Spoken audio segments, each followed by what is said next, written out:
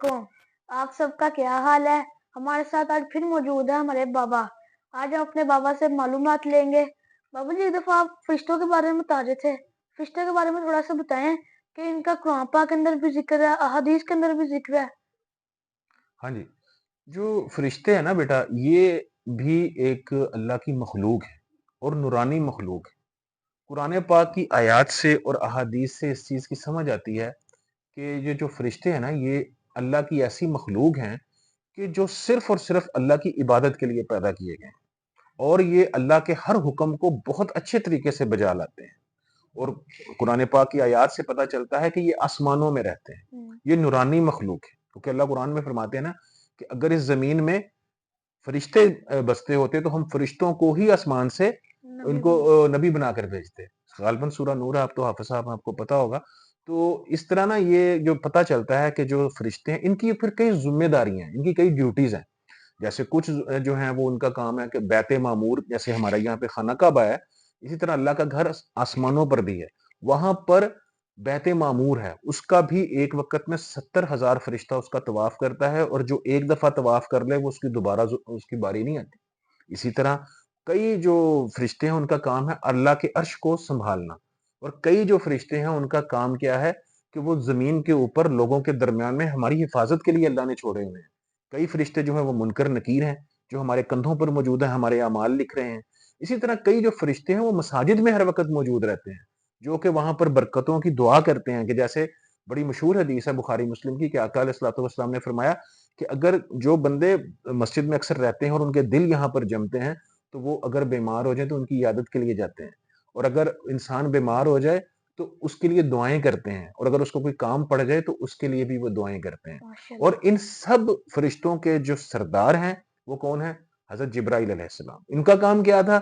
उनका काम अंबिया के ऊपर वही लेकर आना था। और वो आखिरी दफ़ा दुनिया में कब आए थे? जब आका अलैहिस्सलातु वस्सलाम इस दुनिया से पर्दा फरमा गए तो उन्होंने भी यहाँ पर आना बंद कर दिया।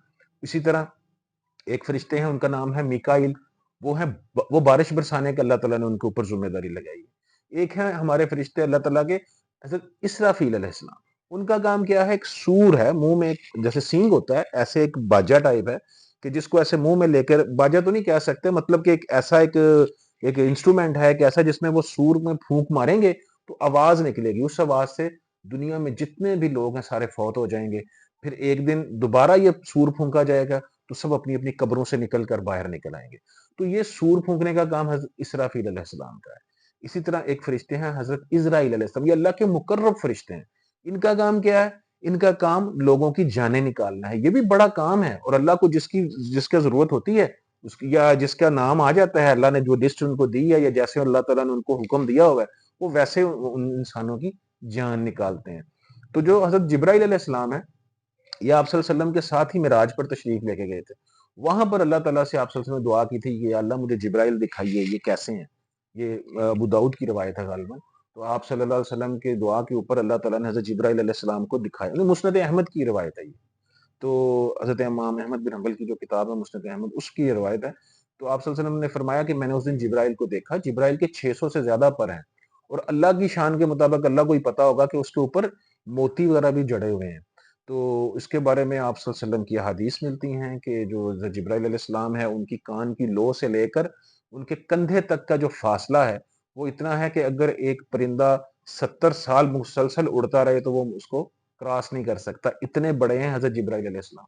आप सल्लल्लाहु अलैहि वसल्लम ने फरमाया कि मैंने देखा जिब्राइल को आसमानों में, तो वो मशरिक, मगरिब की तरफ हर तरफ जिब्राइल भी थे, यानी कि बहुत बड़ी मखलूक है, जो हमारी समझ से बाहर है।